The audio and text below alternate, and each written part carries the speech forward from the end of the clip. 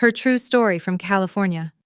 My daughter screamed, "Get out, or I'll call the cops," so I left and called the realtor instead. She thought I had nowhere to go. I had 3 offers by sunset.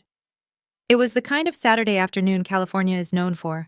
Warm sunlight draped over freshly cut lawns, the hum of conversation rising above the soft clinks of wine glasses, and laughter spilling out into the street like music from an open window. Lauren had invited her usual crowd: colleagues from her firm, a few of Eric's golf buddies, and some local women from her neighborhood fitness group. I, Evelyn May Collins, stayed where I always stayed, just beyond the conversation. In the kitchen, I pulled a tray of still warm shortbread cookies from the oven. It was an old recipe handed down from my mother. I arranged them neatly, wiped my hands on my apron, and carried them out to the patio with the same careful grace I had learned as a young bride. The backyard was buzzing with chatter. Lauren stood at the center, cocktail in hand, laughing too loud, gesturing too wide. Her blonde bob swayed with every word. I caught Eric's eye as I stepped outside. He gave a polite smile, then looked away. "Cookies, everyone," I said softly, offering the tray. The group turned to me, some taking a treat out of politeness. One woman bit in and murmured. That's when Lauren chuckled. "Oh, she just kind of stays here," she said, gesturing toward me with a wave as if I were a fixture, like a parasite. The laughter that followed wasn't cruel, just uncomfortable, nervous, but it still landed like a slap. I didn't say anything. I just stood there holding that tray, pretending my hands weren't shaking. I looked down. Eric avoided my gaze. No one corrected her. No one asked her to stop. I turned, went back into the house, and placed the tray on the counter. I spent the rest of the evening in silence, collecting empty glasses, scraping plates, rinsing dishes. No one would thank me for washing. By the time the last guest left and Lauren's heels clicked upstairs, I was wiping the granite countertop until it shone. Eric passed behind me, mumbled a half-hearted, "Thanks, Evelyn," and disappeared. Not Mom, not even mother-in-law, just Evelyn. 3 days later, I was alone in the kitchen again preparing my morning tea. I reached into the cupboard for a mug and in my clumsy haste brushed a tall glass off the drying rack. It shattered on the tile floor with a sharp, echoing crash. "Damn it," I whispered to myself, bending down to pick up the shards. I didn't even hear Lauren enter. "What did you do now?" she barked.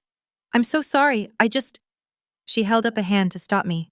"You should know your place," she said, her voice tight. "Don't think you have a right to be here." I looked up at her, pieces of glass still in my hand.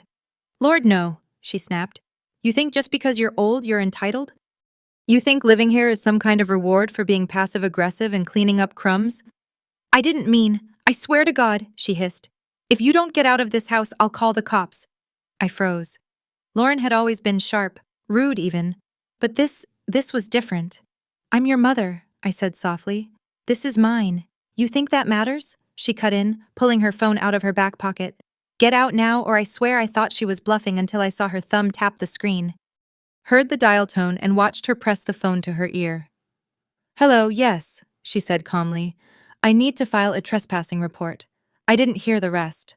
I walked past her, out the back door, into the garden where my rosemary and daisies still bloomed. I stood among them, my breath shallow, the sun suddenly too bright. This garden had been mine. The soil under my nails, the seeds I planted, the afternoons I spent pruning with care and hope. It was the only place in this house that still felt like me. And yet, even here, her voice reached me, sharp and certain, speaking to someone on the other end of the line. She was really doing it. She was calling the police.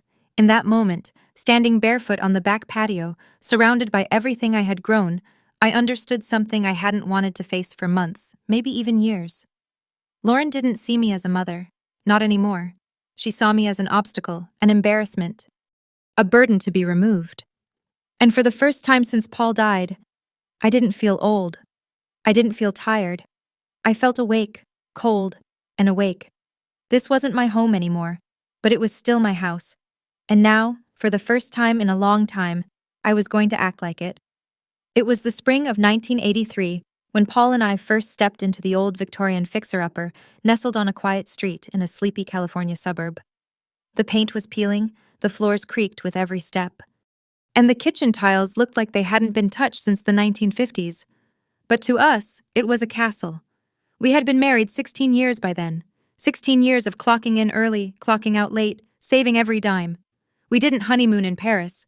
We honeymooned in a borrowed cabin upstate, cooked canned chili on a portable stove, and drank hot cocoa under one blanket. That was our style. No extravagance, just effort. Paul ran his hand across the banister that day and grinned like a man seeing his future take shape. It's got good bones, he said, like us.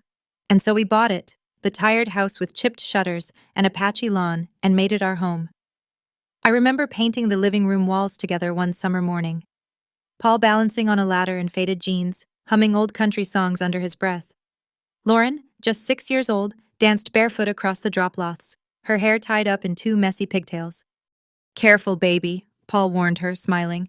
"Or Mom is going to paint you instead of the walls," she giggled, spinning in circles, a splotch of green already on her cheek. We didn't have much, but we had warmth. Dinners on the front porch, homemade Halloween costumes, hand-sewn curtains, a backyard garden that was more weeds than vegetables, but mine all the same. That house watched us become a family.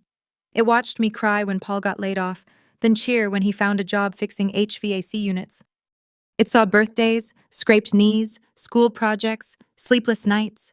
It held our memories layered into its very wood. And when Paul got sick in 2006, it became our final chapter.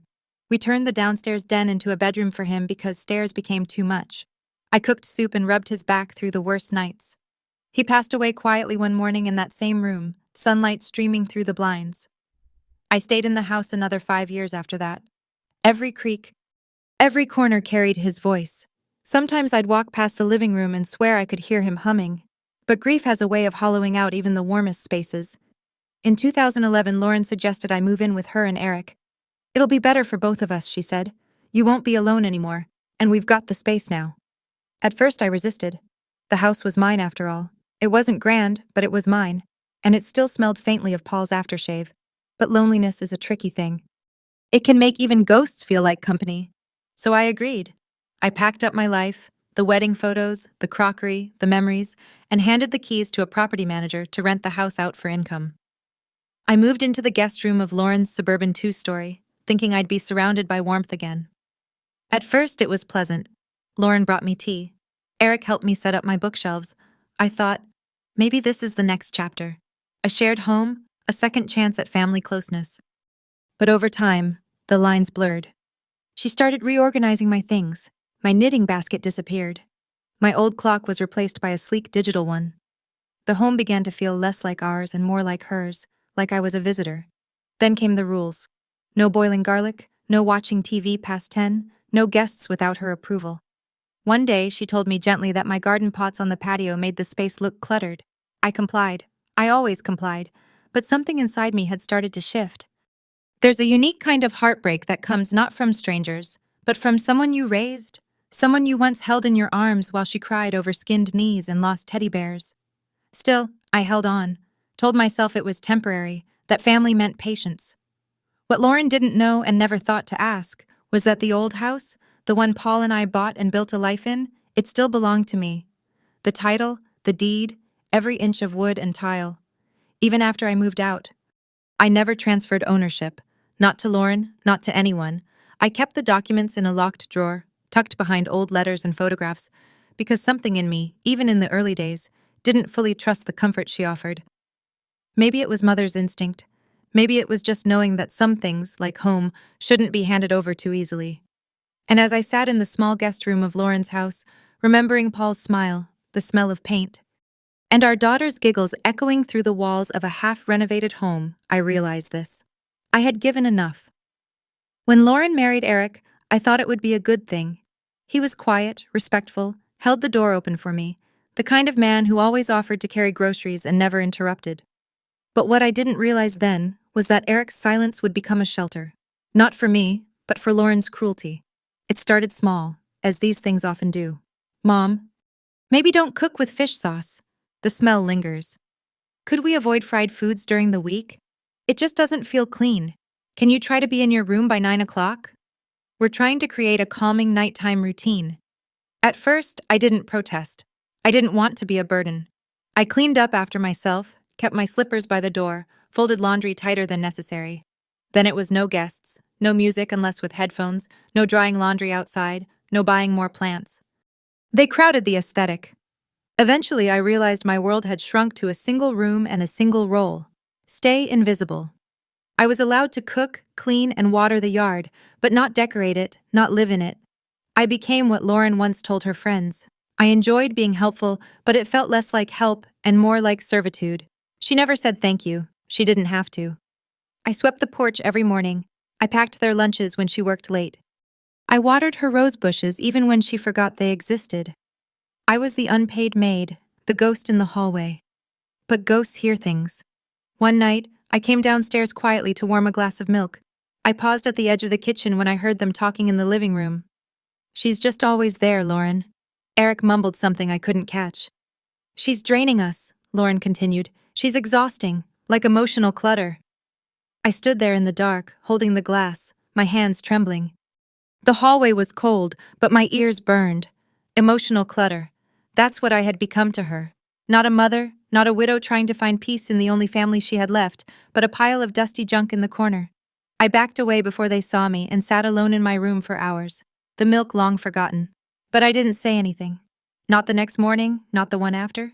That's the thing about silence. It isn't weakness, it's a ledger, and I was taking notes. Lauren didn't yell often. She preferred the slow drip of disdain. But one evening, she slipped. We were having dinner with two of Eric's friends, business types, the kind who call themselves investors, but don't seem to invest in anything but cigars and sports cars. The table was set neatly.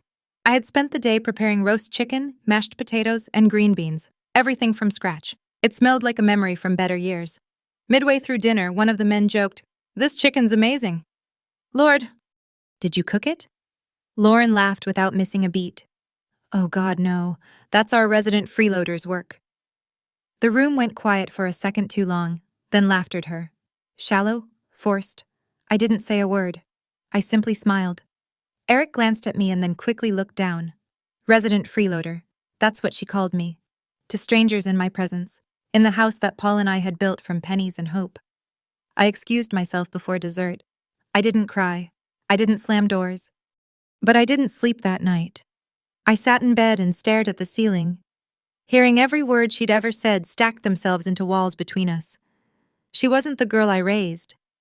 The girl I raised held my hand in the rain because she was scared of thunder. She used to say, "You're my favorite person, Mama." That girl disappeared somewhere along the way, perhaps replaced by ambition, by resentment, by a version of adulthood that had no room for softness. But she forgot something. Something important. The house she now ruled with her designer furniture and meal kits, it still belonged to me. It always had. And the woman she called a freeloader, she still had the deed. It happened on a Thursday afternoon, one of those quiet hours when the sun was lazy through the blinds and the house smelled faintly of lemon cleaner. I was folding the laundry, mine, Lawrence's, Eric's. I'd even matched their socks. Old habits die hard. Lauren came into the room holding a sleek folder. She sat across from me, crossed her legs like a businesswoman about to pitch a sale. "Mom," she began too smoothly. "I need a favor?" I looked up from the laundry. "What kind of favor?" She smiled, the tight kind that doesn't quite reach the eyes. "Just something simple. Paperwork, really. It's about the house." My body stiffened. "What about it?" "It would just make things easier if it were in my name. You know, for tax purposes, refinancing, equity applications. Nothing changes. You'd still live here." "Of course, still live here in my own house." "I don't think that's necessary," I said quietly, folding a towel with deliberate care. Lauren sighed as if I were being difficult. "It's just a signature. You wouldn't even have to go anywhere. Walter could notorize it if he's still alive." I looked her square in the eyes. Now the silence that followed was thick. "No," she echoed as if the word itself offended her. "No, Lauren, that house is still in my name. It's the only thing your father and I built together. I'm not signing it away." Her lips tightened. She stood abruptly and left the room. I thought that would be the end of it. I was wrong. A week later, I received a phone call from my bank. They had questions about a mortgage application tied to my address. Confused, I asked for more information, and that's when I learned that Lauren had attempted to secure a home equity line of credit in her name, using my house using forged documents that listed her as the primary owner. I asked for copies. The bank, sensing something was off, complied. There it was, my daughter's signature on papers claiming she was the rightful owner, that she had inherited the property, that she had taken over care of her elderly mother, and was now handling all financial decisions. I stared at the documents for a long time, my hands trembling. It was no longer about disrespect. It was theft. Later that evening, I confronted her calmly. I didn't raise my voice. I spoke to the bank, I said, standing in the doorway of her pristine kitchen. I know what you did. She didn't flinch. She poured herself a glass of water. You shouldn't be poking around in things you don't understand, Mom. I understand perfectly, I said. You tried to steal this house. She leaned against the counter, sipping her water, then set the glass down and looked at me. Look, she said, voice suddenly sharp. You're not getting any younger. You don't work. You don't contribute. All you do is occupy space. I take care of this house, I said. I cook. I clean. You exist. She interrupted like wallpaper. That hurt, but I stood my ground. And still I said, it's my name on the deed. Her face twisted. For a second, I saw something. Panic, rage, entitlement flash behind her eyes. Then she laughed. A dry, humorless sound. You think that matters? She said. You think that paper means something? I said, nothing. You don't own this house, Mom? She spat. Not really. You live here because we let you. Because I had a moment of guilt and thought maybe it would be nice to have family around. But let's be honest, no one kept you here out of love. I felt those words land one by one like stones on a casket. She wasn't finished. And if you won't cooperate, she said, stepping closer, then maybe you shouldn't be here at all. What does that mean? It means, she said slowly, you have 1 week to leave or I will call the police and tell them you're trespassing. That was the moment I realized my daughter didn't just want me gone. She wanted everything. She wanted the house, the history, the inheritance, the freedom to erase me without consequence. She mistook my silence for surrender. But she forgot. I wasn't the one trespassing. I was the one who owned the land beneath her feet. It was just past 3 o'clock in the morning when I rose from bed without making a sound. I moved slowly, deliberately. After all, I'd rehearsed this night in my head for weeks. The house was still. Eric was likely asleep in the upstairs bedroom. Lauren too. Or maybe not. She had a habit of scrolling her phone under the covers until her battery died. Whatever she was doing, I didn't care anymore. I opened my closet and took out the small suitcase I hadn't touched in years. Inside, I packed the essentials. A few pieces of clean clothing, my worn leather wallet, the marriage certificate Paul and I signed in 1967, his death certificate, and most importantly, the title deed to the house. My hand brushed against the photograph I'd kept in a silver frame on my nightstand. Paul in his wedding suit, grinning like a boy, and me in that cream-colored dress Mama helped me sew. I tucked it into the case, folded in cloth as carefully as if it were glass. Then I sat at my little desk and wrote a note. It wasn't long. I didn't need it to be. Lauren, I don't hate you, but I'm done begging for space in a home I paid for with my life. I have nothing left to give and nothing left to ask. I folded the paper and left it under the porcelain teapot she always ignored on the counter. Then I pulled on my shoes and walked out the back door for the last time. The early spring air was crisp, and it carried that strange, bittersweet scent of jasmine and asphalt. As I walked down the street, suitcase rolling softly behind me, I didn't look back once. I checked into a small motel off the highway. Clean, no frills, the kind of place no one asked questions as long as you paid in cash. I sat on the edge of the bed for a long moment, staring at the plastic-wrapped cups by the sink, the flickering TV screen with muted late-night talk shows. Then I reached into my handbag and pulled out the card I had been keeping. Walter Brenner, retired attorney. My husband's best friend since high school. He had been at our wedding. He had been there when Paul got sick. He had been there when Paul passed, and thank God he was still alive. I dialed the number. Evelyn, he said, voice groggy but alert. Everything okay? I need to talk, I said. Today, he didn't ask why. He just said 10 a.m., my place. I barely slept that night. Not from fear, but from the strange calm that had settled in my chest. The kind that follows the final page of a long, painful chapter. At 9:45 a.m., I rang Walter's doorbell. He lived in a bungalow surrounded by citrus trees and hummingbirds. He opened the door in a cardigan and slippers, his reading glasses perched on his forehead. Come in, he said. You look like hell, but you always did first thing in the morning. I laughed the first time in weeks. We sat at his kitchen table while I laid out the papers. The deed, the original purchase contract from 1983, the property tax bills all in my name. She tried to take it from you, Walter muttered, flipping through them. But she can't. Legally, she hasn't got a leg to stand on. Evelyn, this house is yours every inch. I want to sell it, I said. As soon as possible, he raised an eyebrow. Are you sure? Yeah, he didn't question it, just nodded slowly. I'll draw up the necessary protections. You'll need a realtor. I already have someone in mind. I left Walter's place and walked 2 blocks to a small real estate office with a glass door and a lavender sign that read, Jessica Tran Reilly. Jessica was young, bright-eyed, in her early 30s.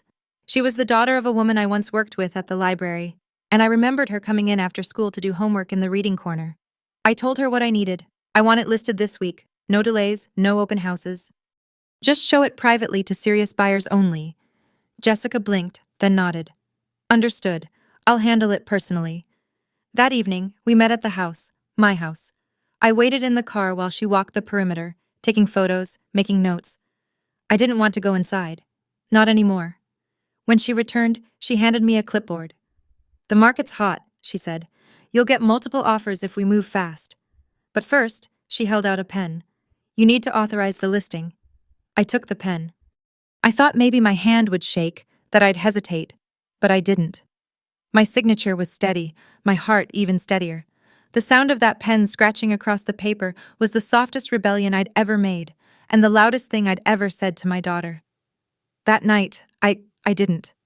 I booked a new hotel closer to downtown and fell asleep with the curtains open, letting the city lights remind me I was no longer living under anyone's roof. I was reclaiming my own. Jessica moved faster than I expected, faster than I dared to hope. At precisely 8:14 a.m., her listing went live. 3 high-resolution photos, a concise description of the property's character, location, and potential. No mention of the current occupants, just this charming 3-bedroom Victorian with mature garden and upgraded fixtures. Ownership since 1983. By 10 a.m., her phone was buzzing nonstop. By noon, she had shown the property virtually to 2 cash buyers from out of town and 1 young couple relocating for work. And by 4 p.m., there were 3 offers on the table, all full price or higher. The first was a tech entrepreneur who wanted a quiet place to disconnect. The second, a pair of sisters looking to renovate and flip. The third was a divorced woman in her 50s named Diane, who had recently received a settlement and was looking for somewhere to start over. I chose Diane not because of the money, though hers was the cleanest offer, all cash, but because she spoke to Jessica with the kind of voice I used to have, tired, kind, and firm. Jessica texted me the contract. I reviewed it in silence, my reading glasses perched low on my nose, hands steady. I clicked sign. It was done. By sunset, the house was no longer mine, but also no longer hers. I sat in my motel room, watching the orange light spill over the blinds, the sky fading into shades of lavender and steel. My phone buzzed beside me. Lauren. I didn't answer. The next call came 20 minutes later. Then another, then another. By the time I had finished brushing my teeth, she had called 7 times. No voicemail, no text. She didn't want to explain, she wanted control. I set the phone on silent and placed it screen down on the nightstand. The next morning, Lauren's world shifted. At 8:30 a.m., a courier arrived at her door with a certified envelope. Inside, the legal transfer of ownership, signed, notarized, irrevocable. The property now belonged to Diane Westfield, effective immediately. Accompanying it was a formal notice of tenancy termination. 7 days to vacate or the new owner had the right to pursue legal eviction. The envelope bore my name in the sender line. Not Mom, not Evelyn, just M. Collins. I imagine Lauren stood there for a while rereading the pages, searching for some loophole, some missing clause, but there wasn't one. What she never understood, not once, was that I never needed to scream. I only needed to remember what was mine and use it. By noon, Jessica texted to let me know she had received a voicemail from someone sounding panicked. Lauren had called her, pretending to be the true homeowner, trying to dispute the sale. Jessica simply replied, "All documentation is verified and filed with county records. Miss Collins is the sole legal owner and has executed her rights within full capacity. This conversation is over." Lauren then called me 8 times. She left one message. "Mom, what are you doing? You can't sell this house. We live here. Are you losing your mind? Call me back, please. This isn't funny." That word again. We. She never said you. She never once said you built this, or you lived here first, or I'm sorry. No. In her mind, we lived there, and now we were being removed. But I wasn't just her. By dinner time, my phone had rung 24 times. I didn't pick up once. I watched the sun dip low over the skyline through the motel curtains. Outside, cars moved like ants through glowing veins of traffic. Inside, I sipped the same kind of tea Paul used to make me during stormy nights. Lauren didn't leave a second voicemail. She knew by then I wasn't bluffing and I wasn't coming back. It didn't take long for the neighbors to notice. By midweek, the whispers began. Cars slowed a little when passing the front of the house. Lawn sprinklers hissed into silence. Just long enough for someone behind the hedges to mutter, "Is that the daughter getting kicked out?" By Friday, the rumors had a rhythm. She's getting evicted. No, she's squatting. Can you believe it? Her mother sold the house without saying a word. I thought that place was in the family. And the worst of all, the one that echoed long after doors closed. Imagine being thrown out of your mother's house. Can't even imagine or heard them. She stepped outside that morning with her sunglasses on, a too bright lipstick, and her chin held unnaturally high. But the plastic bags under her eyes and the tension in her jaw betrayed the truth.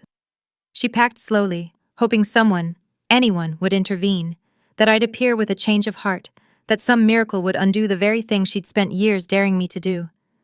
But no miracle came, just silence and a moving truck she had to pay for herself. When she finally wheeled her suitcases down the porch steps, two expensive Samsonites packed to the brim, she clutched her phone like a lifeline. It buzzed every few minutes with spam, updates, unknown numbers, but not from me, not once. She called again and again and again. I didn't pick up, not because I was cruel, but because I had already said everything I needed to say. She had never heard me before. She'd only ever talked at me, and now my silence was the loudest message I could send. Eric didn't help her carry a thing. He stood by the car, arms crossed, eyes distant. When she tried to hand him one of the bags, he stepped back. "I'm going to my mother's," he said flatly. "I didn't know you went that far." Lauren blinked. "Eric." He didn't wait for her to finish. He just shook his head, got in the car, and drove off. She stood there alone on the curb with two suitcases and a phone. No one answered. That night around 9 p.m., I heard a knock at the security gate of my new apartment. I had just made tea, mint, and chamomile. The city glowed beyond the glass, skyscrapers like tall candles flickering in the night. My new home smelled of wood polish and quiet, the kind of quiet I hadn't known in years. I checked the monitor. Lauren, her makeup was smudged. She wasn't wearing sunglasses this time. Her eyes were red and puffy. She buzzed again. Then she knelt down in the middle of the sidewalk outside the gate. She didn't say anything at first, just looked up at the camera. Her lips parted, trembling, and finally, she spoke.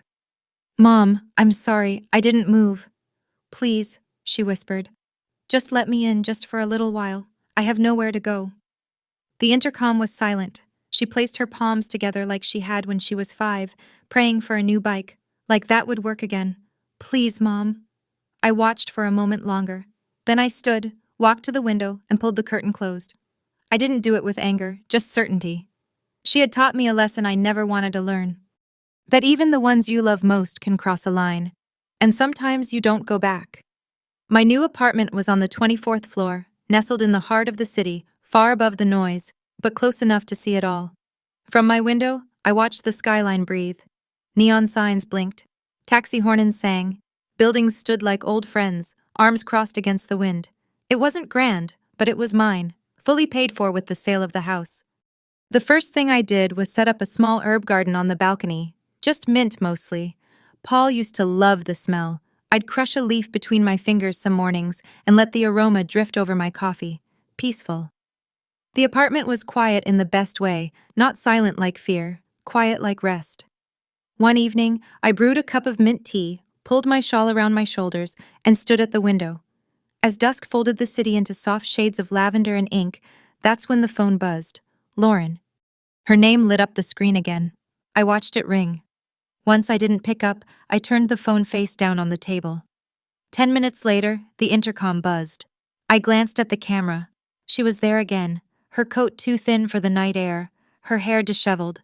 She clutched a duffel bag and stood beneath the streetlight, like someone who had run out of time.